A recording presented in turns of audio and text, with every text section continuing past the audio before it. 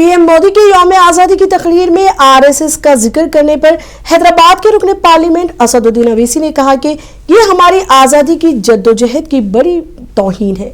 RSS ने अंग्रेजों से ज्यादा मुजाहिदीन आजादी से नफरत की है।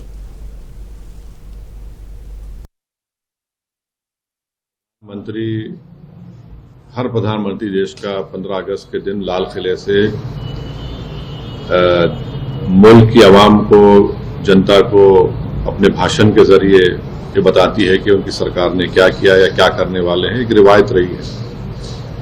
मगर प्रधानमंत्री 15 अगस्त के दिन 2025 में खड़े होकर आरएसएस की तारीफ करना, उनके 100 साल के मुकम्मल होने पर उनके बारे में प्रधानमंत्री ने देश को जो बताया है, मैं समझता हूं कि ये हमारी जंग आज़ादी की जद्दोजहद की एक बहुत बड़ी तौहीन हुई है।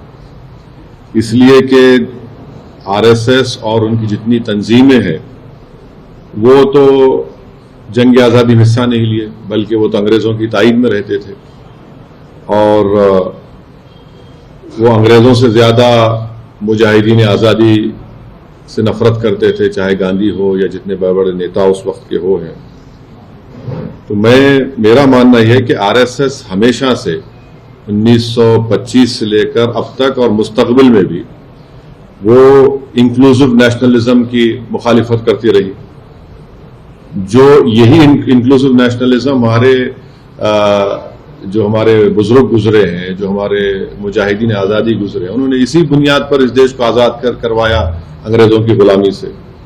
और जो हिंदुत्व की आइडियोलॉजी है वो हमारे भारत के संविधान के बिल्कुल खिलाफ है, बिल्कुल खिलाफ है। तो प्रधानमंत्री अगर आरएसएस के दफ्तर पे गए तो मैं कुछ नहीं बोला, क्योंकि मैं जानता था वो तो स्वयंसेवक थे और हमेशा रहेंगे।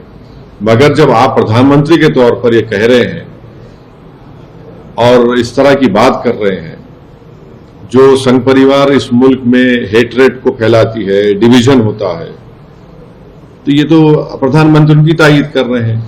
आप हम देख लीजिए कि नॉन कोऑपरेशन मूवमेंट है।